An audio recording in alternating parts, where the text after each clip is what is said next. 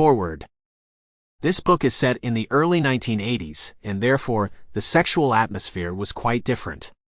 The rumbling of the deadly AIDS virus was just in its infancy. It hadn't begun to affect most as it did later on in the decade. These were carefree times for young people who had evolved from the concept of free love and the casual sex lifestyle.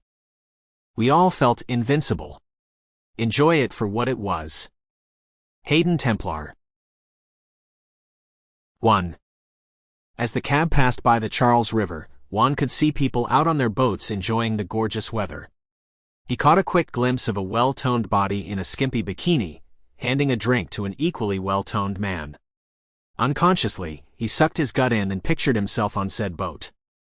He was 20, almost 21, and he had the nice even tone of someone who spent a lot of time in the sun, one advantage of being born on a gorgeous sun-soaked island.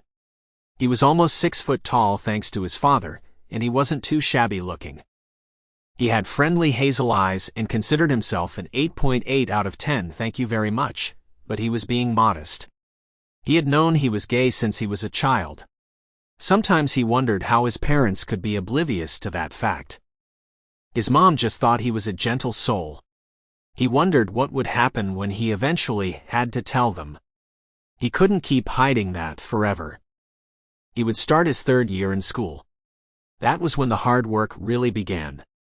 The prior 2 years had just been a dress rehearsal since most of the classes were electives. He had considered applying to a college in California, but he knew he wasn't ready for that yet. His mother, of course, would never have allowed it. She thought it was both Sodom and Gomorrah. Besides, the school was not in San Francisco proper. If his destination had been California, she would have been right, as he would be in the gay Mecca, not its distant cousin.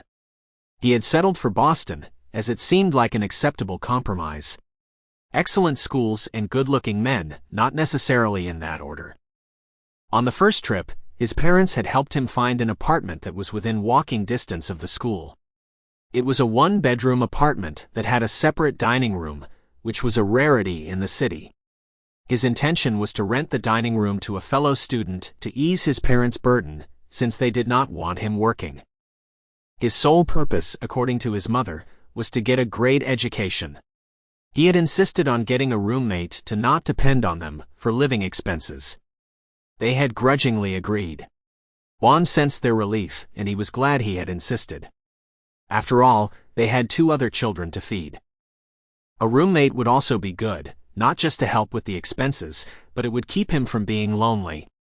For all his Sample complete. Ready to continue?